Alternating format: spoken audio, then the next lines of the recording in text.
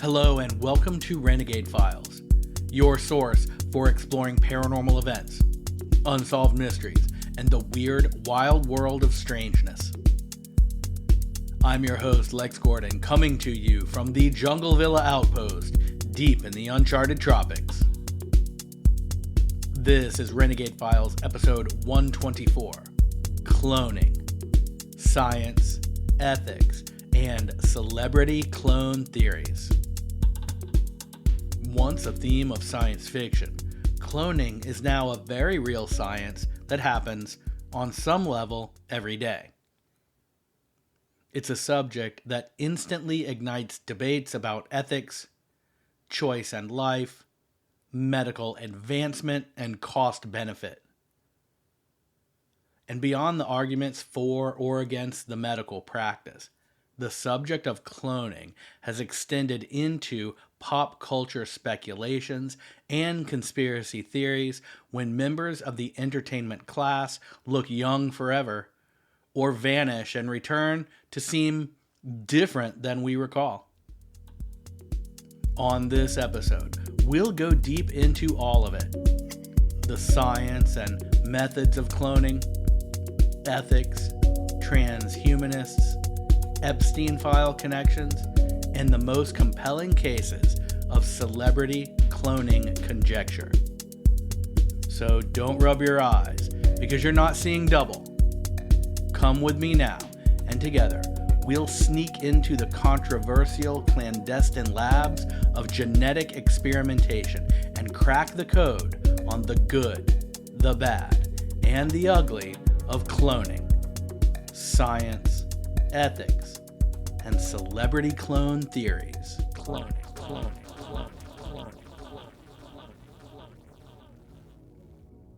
Alright, let's get into it.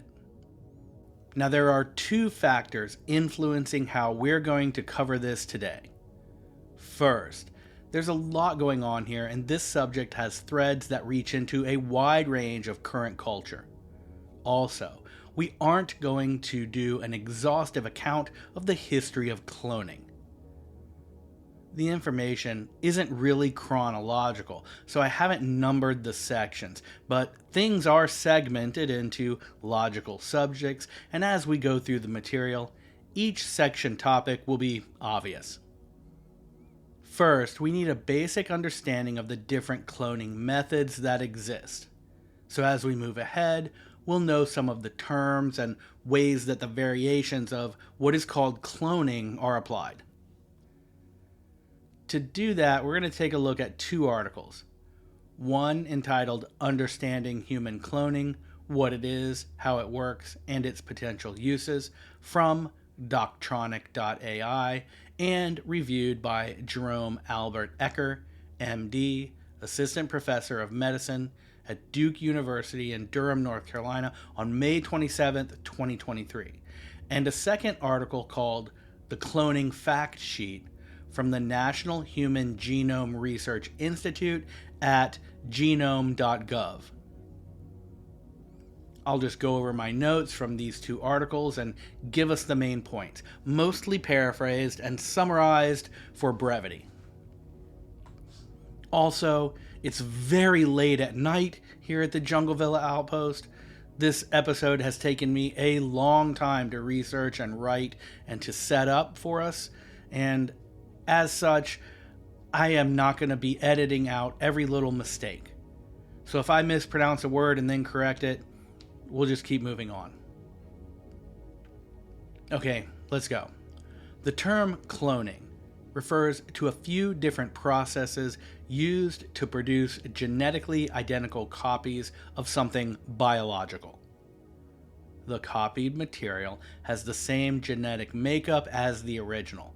This copied genetic material is called a clone.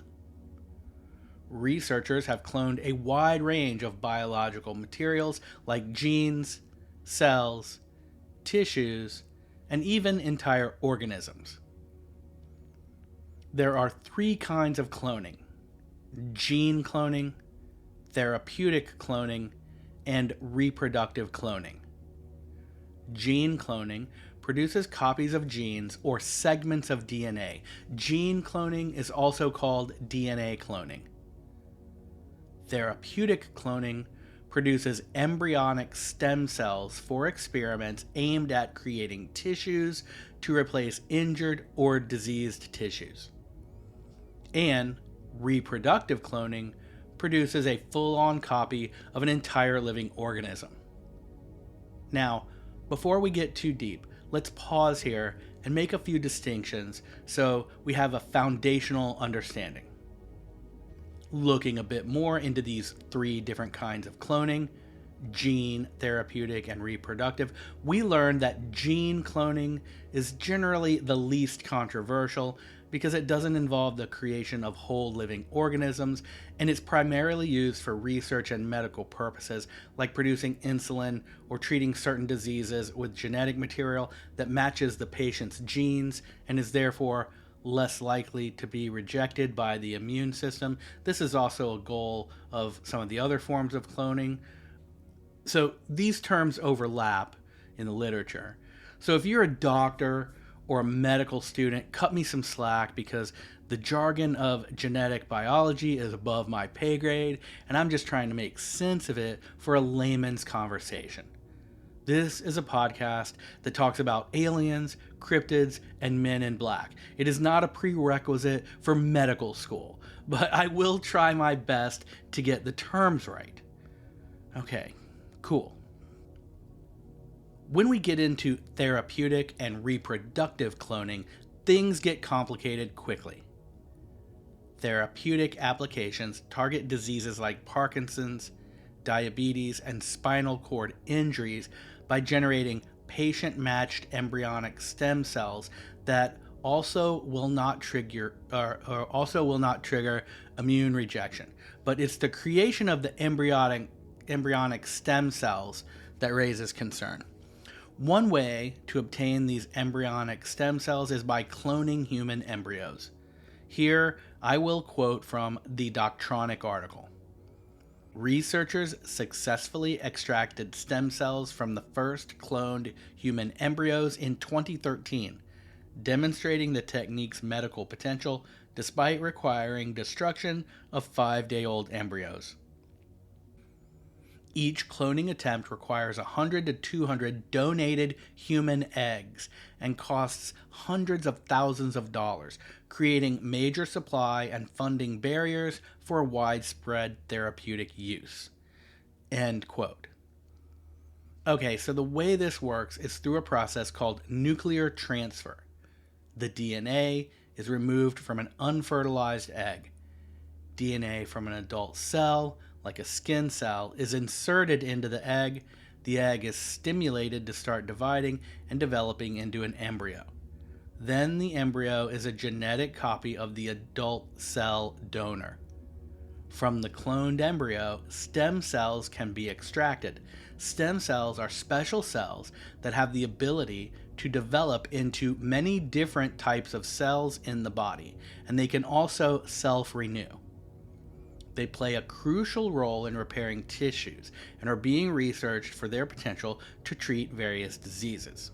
Okay, so that's something that I did not understand before reading all of this. Stem cells are a type of cell that's at an early enough stage of development that they will and can grow into all the various other types of cells in the body. That's why they're valuable. So if you're trying to repair a liver, you don't need a bunch of liver cells from that person.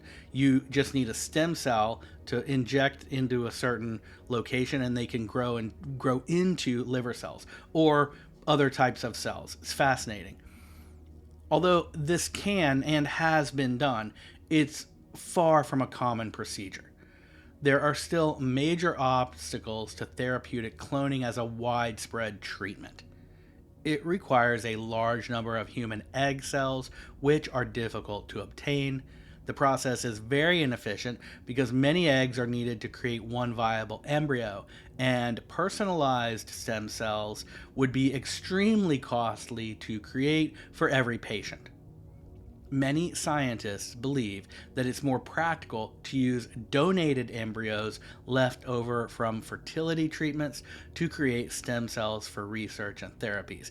These embryos would otherwise be discarded. So, as you can see, even the solutions become, frankly, disturbing. Which brings us back to the part about the required destruction of 5-day-old cloned embryos that are used to get the stem cells. When I first read that, I thought it might be some kind of rule or law because of the way the article phrases it as a requirement.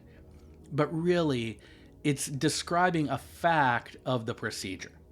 So the cloned embryo has to be 5 days old for the stem cells to be mature enough to use, or I guess to exist at all. And when you remove them, that's it for the embryo. A cloned embryo, yes, but a human embryo nonetheless. So it doesn't take much dwelling on this thought to quickly understand the ethical dilemma and debates that arise instantly from the process of therapeutic cloning for stem cell research. It's not about the stem cells at all. It's about the process of creating a cloned human embryo to get the stem cells from, and then, in the process of getting them, dispatching the embryo. This is not an episode about taking sides in that debate, or even about defining the deep arguments for or against the practice, but we do want to understand the reasons for these ethical arguments. One is on the side of scientific and medical progress, and the other on the side of either protecting life or not creating artificial life in the first place. This is part of understanding the layers of complexity when we start to talk about the realities of human cloning, and we haven't even made it past what could be seen as the very lowest entry level of cloning. Moving beyond embryos and microscopes brings us up to the level of reproductive cloning. Once again, Doctronic tells us that reproductive cloning is making a genetic copy of a living person or of another animal. A cloned embryo is implanted into a female's womb and developed into a baby that's genetically identical to the cell donor. This is how they cloned Dolly the sheep back in 1996. Dolly was the first mammal to be cloned in this way. And scientists had cloned frogs back in 1958 with the same approach. One important distinction here is that the frogs and Dolly the sheep were cloned using not stem cells from a cloned embryo, but from what's called somatic cells, which are just the various cells that make up a mature organism's body. The current official scientific position is that reproductive cloning is, at this time at least, neither possible nor safe for humans because animal studies have shown cloned embryos have a very low survival rate and often have health problems. Those skeptical of the assertion that we can't yet clone humans make the argument that if we could successfully clone frogs almost 60 years ago, and if we cloned a sheep 30 years ago, then we could almost certainly clone a human by now. Is that math right? Let me just go rewind here. I want to make sure, because I was kind of in a hurry when I did it. What year is this? 2026. Can you believe it? Where's my hoverboard? Okay, yes, I got it right.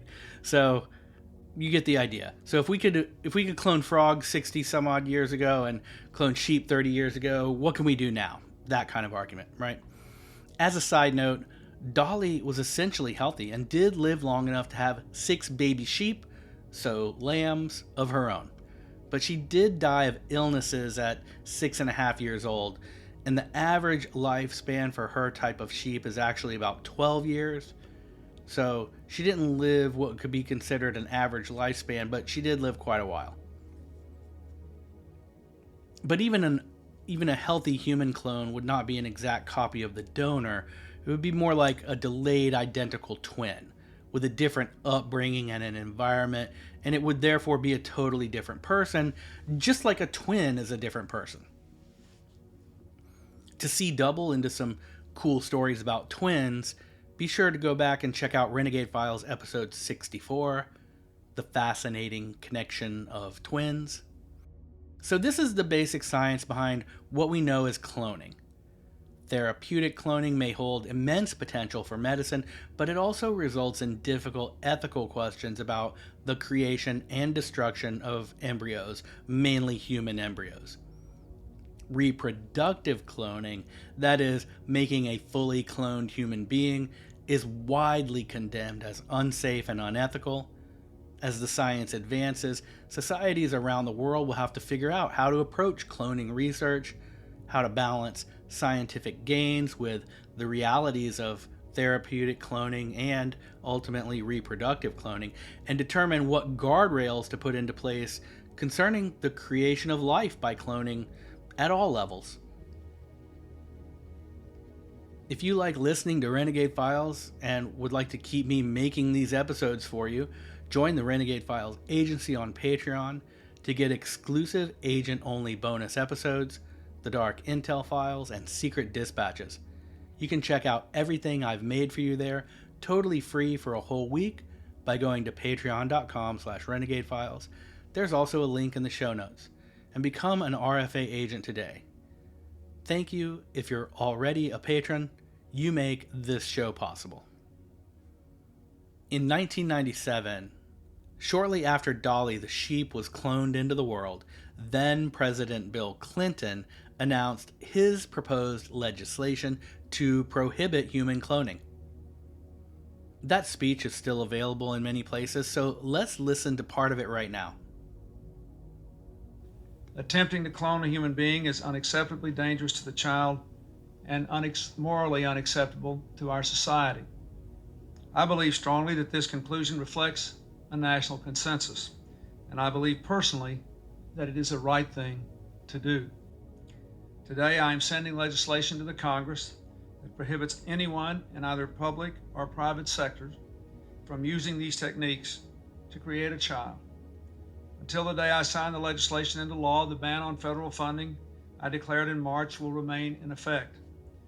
And once again, I call upon the private sector to refrain voluntarily from using this technology to attempt to clone a human being. I want to make clear that there is nothing inherently immoral or wrong with these new techniques used for proper purposes. In fact, they hold the promise of revolutionary new medical treatments and life-saving cures to diseases like cystic fibrosis, diabetes, and cancer, better crops and stronger livestock. This legislation, therefore, will not prohibit the use of these techniques to clone DNA in cells, and it will not ban the cloning of animals. What the legislation will do is to reaffirm our most cherished belief about the miracle of human life and the God-given individuality each person possesses. It will ensure that we do not fall prey to the temptation to replicate ourselves at the expense of those beliefs and the lives of innocent children we would produce. Banning human cloning reflects our humanity. It is the right thing to do. Creating a child through this new method calls into question our most fundamental beliefs. It has the potential to threaten the sacred family bonds at the very core of our ideals and our society. At its worst, it could lead to misguided and malevolent attempts to select certain traits, even to create certain kinds of children, to make our children objects rather than cherished individuals. We are still a long way from understanding all the implications of the present discoveries, but it is our moral obligation to confront these issues as they arise, and to act now to prevent abuse. Today, I hope other countries will see what we are doing and do the same, and I pledge to work with them to enforce similar bans around the world that reflect these values. Once again, let me say a heartfelt thank you on behalf of our entire nation to the National Bioethics Advisory Commission for the remarkable work you have done and the work you have agreed to continue doing in the coming years. Thank you very much.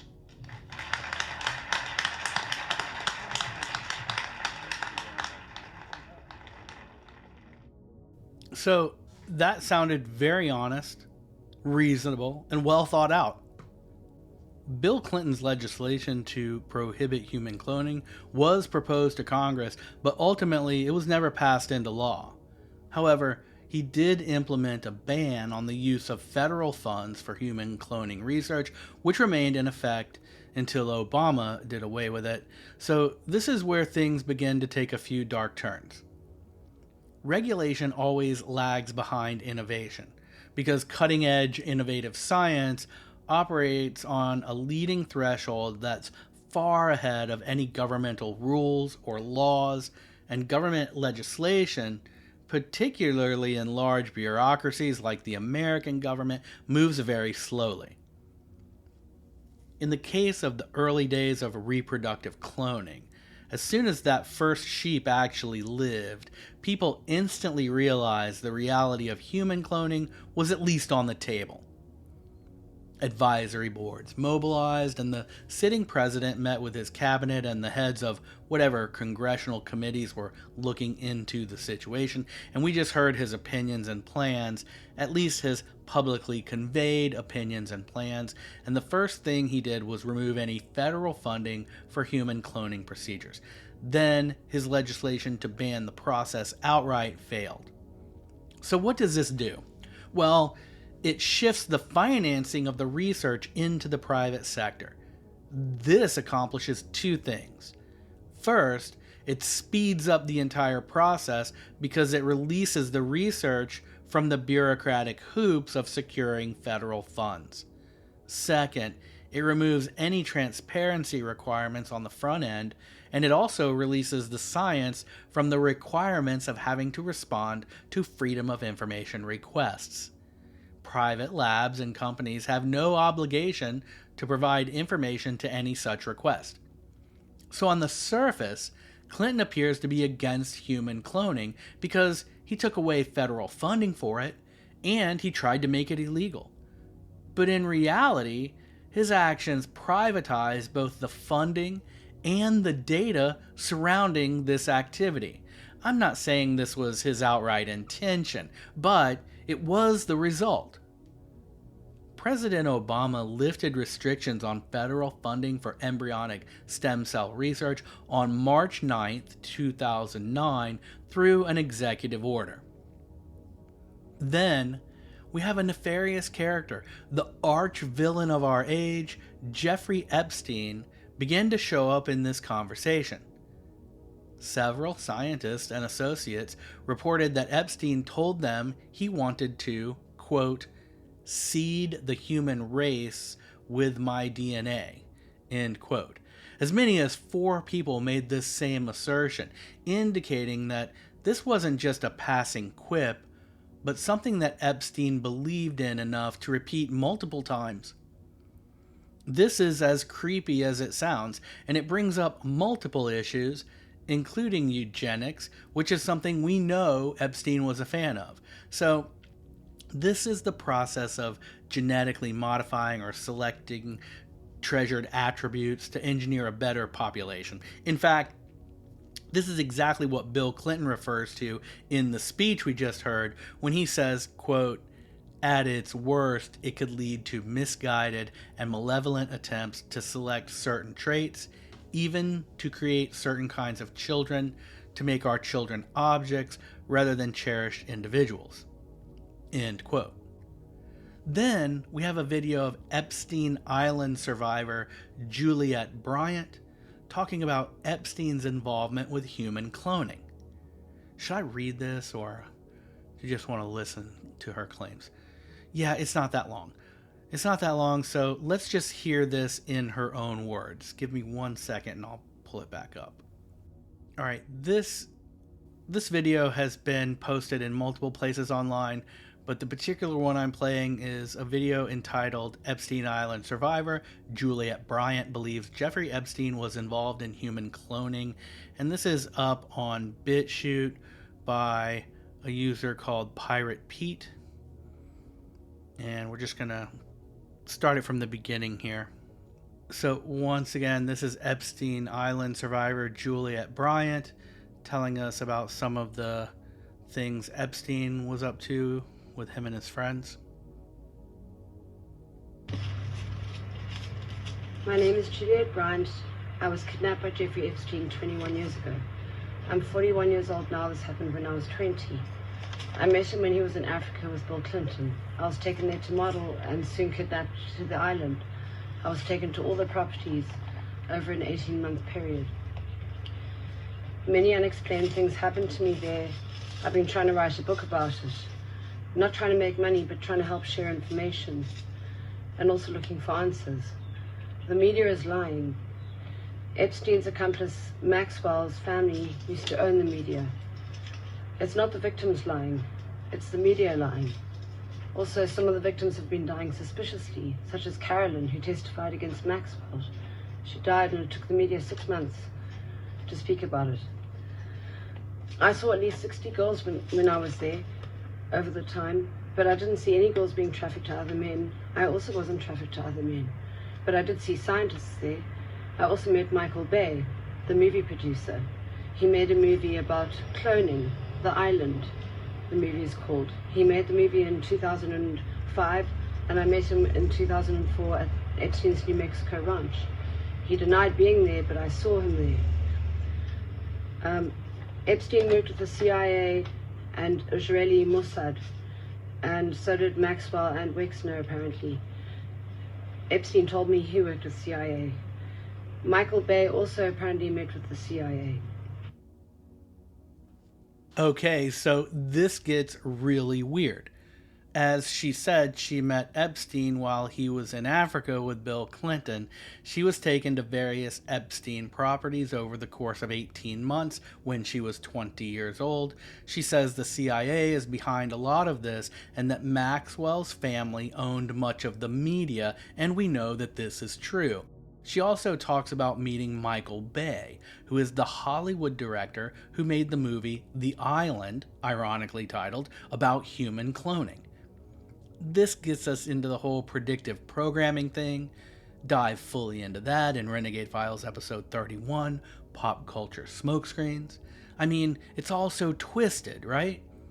We have Clinton making a publicity front about banning cloning, but his actions actually push the industry underground and exempt it from any FOIA requests, speed it up by relieving it from the red tape of federal funding. All the while, this is all done from a public position of being against cloning fundamentally. But then we have the Clintons' long and documented relationship with Epstein, extensive flight logs, this former Epstein Island girl placing them together, and she's by far not the only one to do so. So we have Clinton running around with Epstein, a known and confessed eugenicist, among other things, and someone who is now, according to this girl, deeply involved in cloning. It's bizarre. Then Epstein is hanging around with Michael Bay, who at this exact time, so 2005, is making a movie called The Island, and it's all about cloning humans for rich people. Incidentally, two of the writers from that movie also wrote The Legend of Zorro, and Zorro Ranch was the name of Epstein's large property in New Mexico. It's convoluted. So back to the private financing of human cloning activity. We also know from the Epstein files that Epstein was involved in a project with famous computer programmer Brian Bishop. An email between them, dated August 30th, 2018, reveals that Brian Bishop requested funds to support a, quote, designer baby project that focused on genetic enhancement of people, germline edits, embryo implantation, and cloning. In these emails, Bishop mentioned that he was moving forward with, quote, more mouse testing in his Ukraine lab. End quote. So Bishop writes to Epstein and says, quote, sounds like you could be the first investor as long as absolute anonymity is kept. I have always envisioned there would be anonymity requirements about babies. We can't publicly identify who these are or their parents or benefactors. It would brand the child as, essentially and sadly, a freak for life in the media. So I had always assumed the investor would need absolute anonymity for these kinds of products. So the financial structure needs to be designed with these details in mind. Let's discuss the issues in early August when you're back in the game. To which Epstein replies, quote, "I'm traveling in Mid-East until the 1st. Let's do it after that. I have no issue with investing. The problem is only if I am seen to lead." Okay, so he wants to stay in the background. The point is, this isn't speculation. These are real emails in the Epstein files.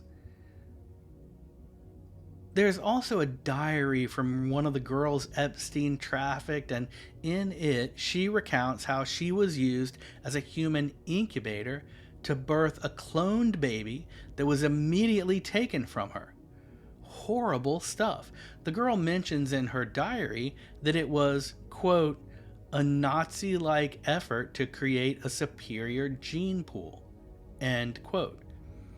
The diary hasn't been verified by the Department of Justice, but I'm not sure how much that discredits it, if at all. I mean, there's millions of pages of information there. It also makes several references to Epstein's Zorro Ranch, that is, the diary does. To be fair, in response to the latest release of the Epstein files, Brian Bishop told the Daily Mail, quote, "We never took funding from Epstein, and I'm proud of that." But it doesn't seem like he never took funding because of a lack of trying. He emailed Epstein multiple times and met with him many times as well, outlining his designer baby business plan in a complete pitch deck. He requested close to $10 million and described radical ideas like altering the human germline as a way that would allow parents to select certain traits that could be passed on. I mean, Bishop is also the person who said in his email to Epstein, "So I assume the investor would need absolute anonymity for these kinds of products." And when he says products, he's talking about the babies. I wonder if he's proud of that too. He was trying to alter sperm-producing cells by way of gene therapy with plans to operate outside of established medical and regulatory oversight. In later emails, Bishop told Epstein his team was looking at taking an even more radical approach, writing to him, quote, "My team has been working on a new technique which does not involve stem cells in the testes. Instead, it's an embryo editing technique more similar to cloning, which does not require an injection into the biological father." Apparently, Epstein and Bishop met several times to discuss these plans. A 2019 article in the New York Times entitled "Jeffrey Epstein Hoped to Seed Human Race with His DNA" revealed, once again, that Epstein was going around telling people he was doing just that by spreading around his own DNA, in a manner of speaking, at his New Mexico ranch. The New York Times article mentions how Epstein used tactics to insinuate himself into an elite scientific community, thus allowing him to pursue his interest in eugenics and other fringe fields like cryonics. And that's a quote from the New York Times. As well as supporting transhumanism, Epstein reportedly once told someone that he wanted to have his... Okay, I forgot about this part, but here we go. Let's just start again. As well as supporting transhumanism, Epstein reportedly once told someone that he wanted to have his head and penis frozen upon his death. Jeez Louise. Thank you, New York Times, all the news that's fit to print. So this brings us finally, hallelujah, to the fun part, which is celebrity cloning conspiracy theories.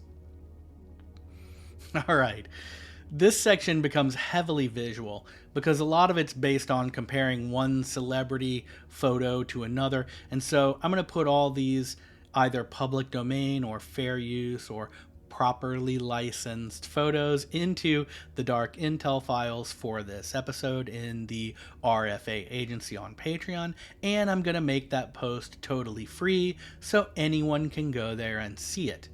While you're there, feel free to sign up for the free week on any tier so you can enjoy all of the other bonus episodes and the deep content I've made for you there. That would be cool, but you don't have to view the photos for this episode in the Dark Intel Files post.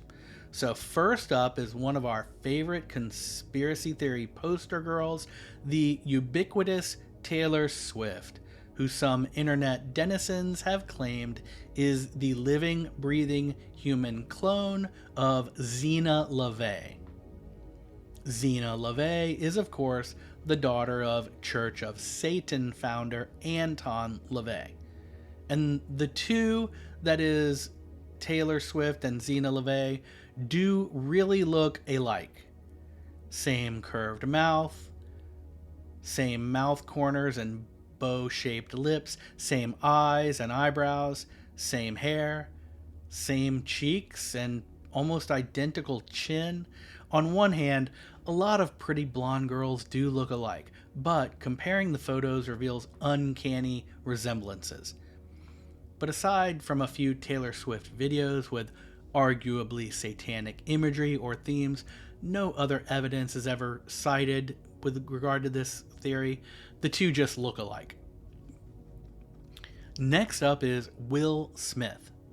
And this is a short one, but in a new music video, 56-year-old Smith raps about being cloned when he says, quote, "They tried to clone me, make it a body double, but I promise it won't be another. I've had enough." I don't know if that exactly rhymes or if it's supposed to, but this comes after a series of Reddit posts claiming that the Fresh Prince could be a clone that replaced the former rapper turned A-list actor. Believers cite the fact that the old Will Smith would never curse on a record, much less slap Chris Rock on an awards show stage. They also point to Will Smith's movie Gemini Man, about the main character's clone trying to kill him and take over his life. Again, predictive programming or revelation of the method. It all gets wrapped up together, and seemingly these same themes show up again and again. Then we have the OG internet clone theory, Avril Lavigne. This theory started making the rounds back in 2011. And as the story goes, Avril Lavigne died at her own hand and by her own purposeful doing in 2003, right after her first album called Let Go came out. Because the studio had put so much money into producing and promoting her first album, and because she then immediately did herself in, according to this theory, that she was replaced by a clone named Melissa. So they could keep the money train going, right? Evidence for this includes changes in Avril Lavigne's appearance, what some have called subliminal messaging in her follow-up album, which was called Under My Skin, that was 2004, and a promotional photo shoot in which Avril Lavigne, or arguably her, appeared with the name Melissa written on her hand. Okay, so it's said that the origins of the theory go back to 2011 in a blog from Brazil called Avril Está Morta, which means Avril is dead. The Avril Lavigne clone replacement theory centers around this girl named Melissa Vandella, who was originally hired to distract the paparazzi so that Avril Lavigne could come and go from concert venues and other places like restaurants and nightclubs without being constantly harassed. As the story goes, Avril Lavigne and Melissa became friends, and right before the singer's supposed death, Melissa was taught how to sing and perform like the pop star, and that after Avril Lavigne died, the record company buried the news and replaced her with Melissa for a continued profit, and that Melissa has recorded all of Avril Lavigne's work since then. In 2017, the theory gained new traction when someone posted a Twitter thread reiterating the idea that Levine had died and been replaced in 2003, and this post highlighted differences in the singer's face, her fashion style, and handwriting examples. Split screen photos of the supposed old and new Avril Lavigne became some of the internet's first celebrity replacement memes. In interviews, Avril Lavigne has reportedly denied that she's Melissa, who has replaced the original Avril Lavigne, and she insists that she's not dead and that she's still very much here. In fact, the creator of the blog that originated the conspiracy has apologized and changed the whole blog post to state that Avril Lavigne never died and that the blog was just a way of showing how conspiracy theories might seem true. That's actually funny. Like, no guys, I was just testing you to see if you'd fall for it. Haha, gotcha. Alright, so next up is Jim Carrey. This is a very recent one. On February 26, 2026, Jim Carrey appeared at the Caesar Awards in Paris, and when people saw him and heard him speak, the world erupted to cry foul. This did not look or sound like the Jim Carrey we all know and love. Right away, rumors and theories of Carrey being a cloned double, or at least a decoy and a mask, flooded the internet, and things were off. Even mainstream sources like Forbes got in on it with their article titled "How Jim Carrey's Appearance Triggered a Full-Blown Clone Conspiracy Online." People insisted it wasn't Carrey on stage giving this speech, noting not just the way he looked, but his voice and the color of his eyes as all being different. Videos of his interview on the red carpet at that event also seemed to show the same anomalies as the photos. Skeptics said that it was just Botox, and who knows, but it does look and sound unlike the Jim Carrey that I recall. Then there was this strange story that came out from a celebrity makeup artist and drag queen, a self-professed drag queen, Alexis Stone, who came forward and claimed that he or she had actually impersonated Jim Carrey at the awards. Alexis Stone made an Instagram post that showed Jim Carrey at the event next to a picture in a makeup room of a prosthetic mask, teeth, and a wig, with the post reading, quote, "Alexis Stone as Jim Carrey in Paris." But award show management, Jim Carrey himself, and his family and friends who were in attendance all swear that he was there and that that was him. Who are you going to believe, you know? Then we move into some extremely strange territory, as if, right? But we come to this really bizarre story about Bernie Mac. There's no way I could relay this tale and do it justice, so I'm just going to play the audio from what has become a very odd, viral clip of some fantastical claims about the late great comedian Bernie Mac and how his being exposed to some clandestine Illuminati cloning labs and his subsequent implanting with a microchip to monitor his speech and his activities led to his demise. Anyway, let's check it out. And this comes from a video called The Untold Bernie Mac and the Cloning Center's Story, as posted by Shadowworks, once again on BitChute. And as I said, similar cuts have made the rounds as reposts for a while now. Let's get into it. Oh boy, here we go. So nevertheless, Bernie Mac was introduced to the clone lab. They take you there. They took him there. They let him see the fights. At first, he thought it was cool, you know.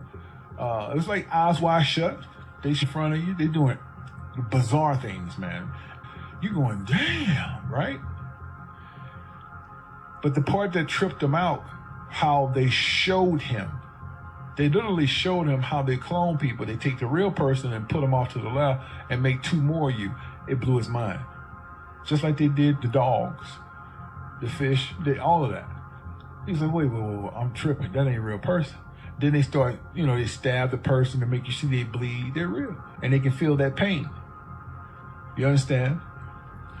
So his mind is blown.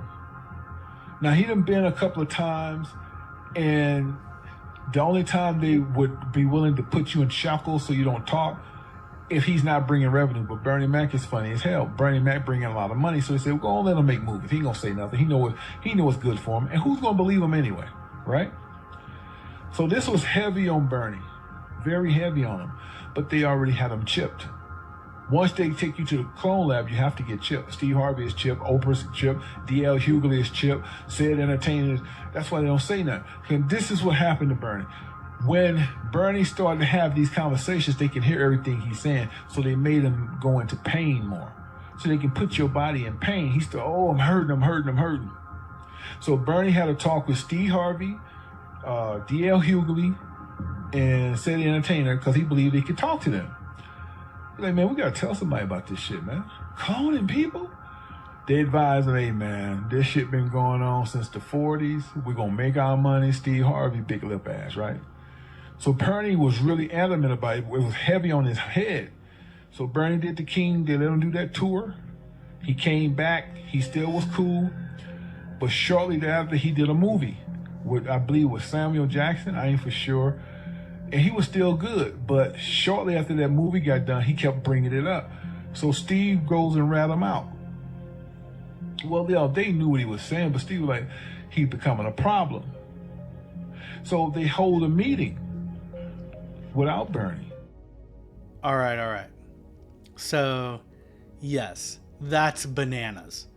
And it's full of plot holes, but that repurposed clip, it's all over the internet lately. It's actually from a much larger monologue delivered by Yash Kora in 2015. And I could only find repurposed videos of the original, but it's crazy for sure. We have no idea where Yash Kora gets his information, and he never really mentions sources or evidence, but he can go on for long stretches. He's kind of like an old school conspiracy theory ranter, like a YouTube legend. He's more clued into the hip-hop culture as far as it relates to the Illuminati and all that entails.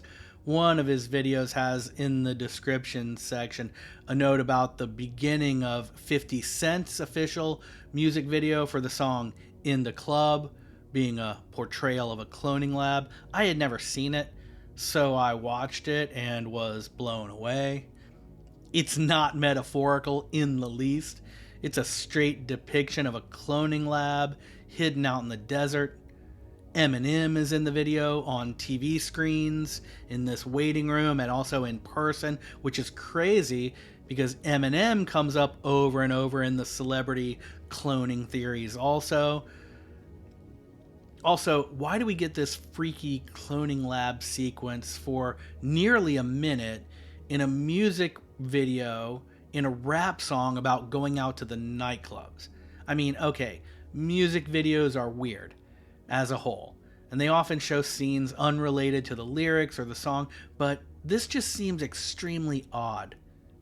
I'll link to it in the Dark Intel files on Patreon once again, and you can find it on any video platform. That's 50 Cent In Da Club, that song, but you should watch it because it's crazy. Easiest way, jump into Patreon, find the Dark Intel files for this post, and I'll have it in a link there. It also makes the opening lines in that song. You know how it goes.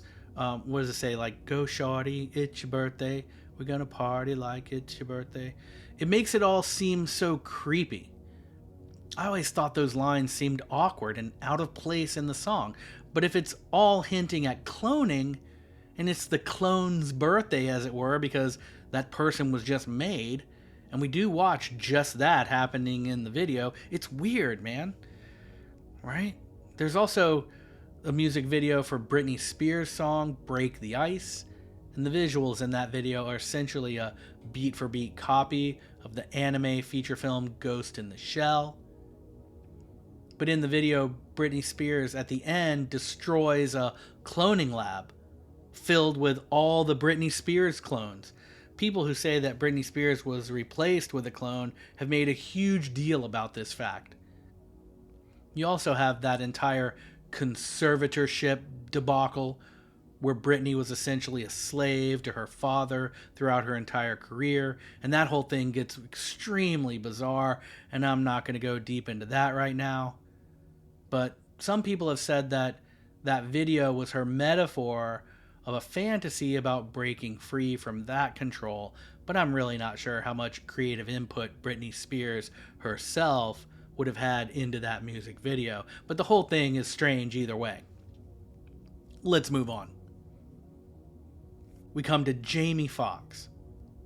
Jamie Foxx got his start on the TV show called In Living Color, which was also the TV show that launched Jim Carrey's career, if you recall. Back in 2023, Jamie Foxx suffered a stroke and was hospitalized.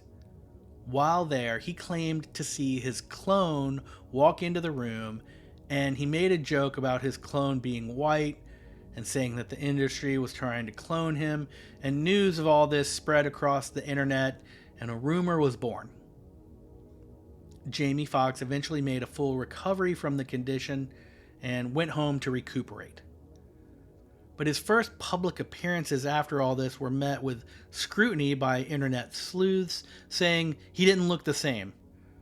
But a month in the hospital for a stroke will do that to you.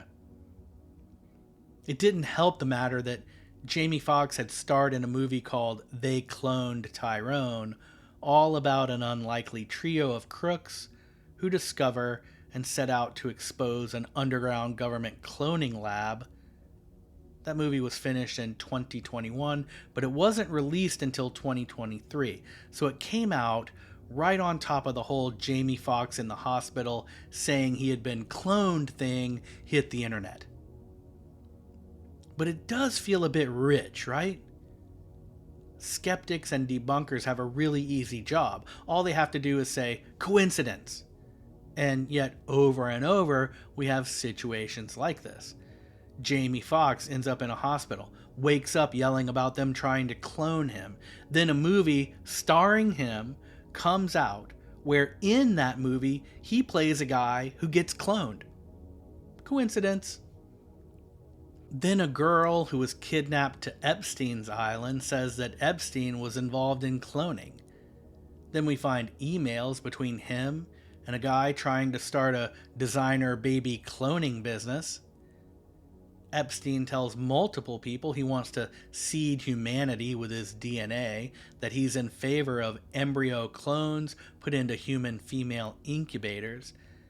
And then this same girl tells us she saw Epstein hanging out with a Hollywood director who turns out to be the guy who made a movie all about cloning.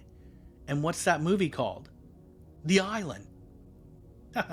And the debunkers just say, coincidence. It's all just a coincidence.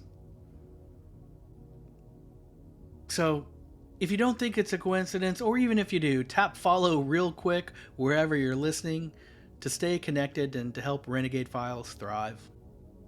Thank you. So this basically brings us to the end of the information in this episode. It's crazy, right? We have the whole science of cloning, which arguably can be valuable in a therapeutic way if they can use cloned cells to create treatments for people that their bodies won't reject. That sounds like an important thing to explore. But as we talked about in the beginning, it gets very touchy when you're talking about genetically cloning embryos of human beings in order to harvest their stem cells, and that ends up, in no certain terms, killing that embryo that you've cloned. Well, of course, that's going to open up a Pandora's box of moral and ethical arguments against the practice. They would have had to have known that going in, right?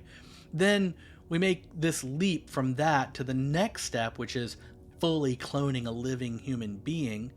The entire situation takes not only a dark turn, but goes completely underground.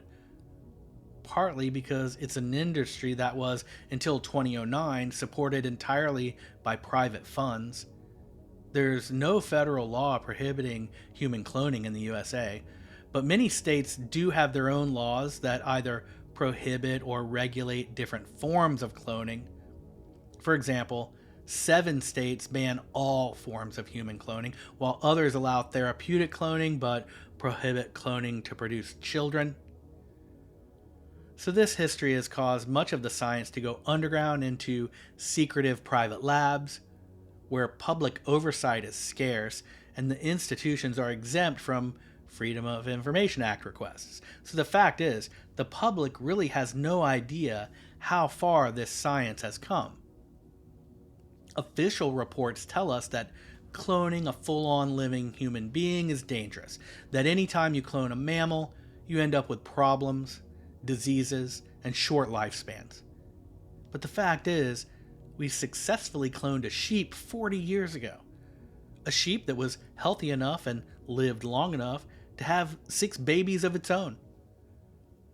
So if we were able to do that 40 years ago, what are we able to do now? As time goes by, public distrust of federal government institutions and deeply funded research foundations only grows.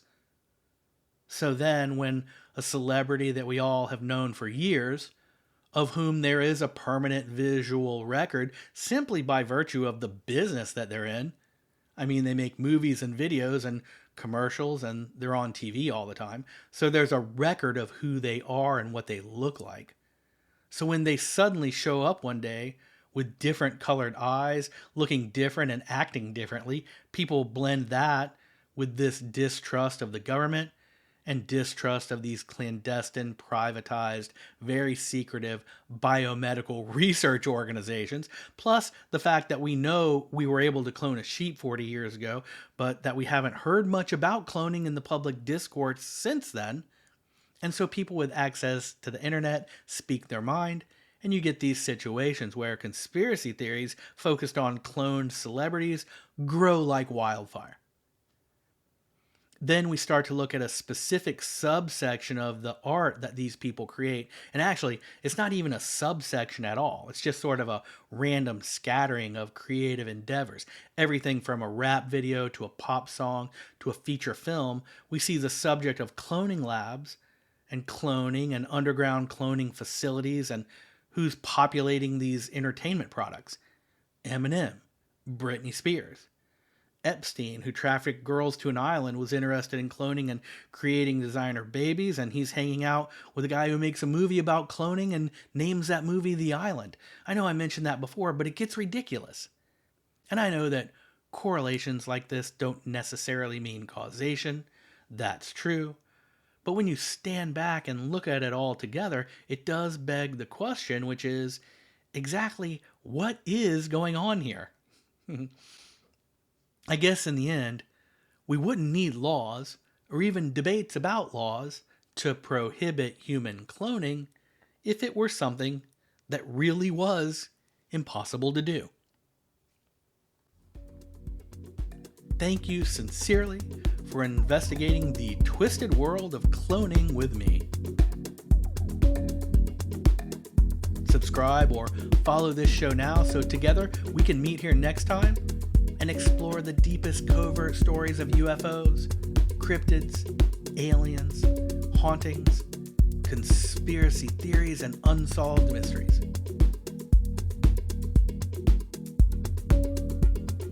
I am so happy to have you in the Renegade Files crew. Tap the Patreon link in the show notes now. Do that and come check out everything I've made for you there, and I'll see you inside.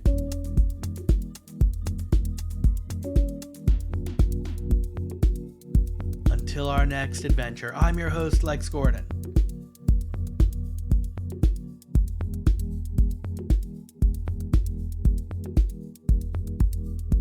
Stay wild, Polaroid child.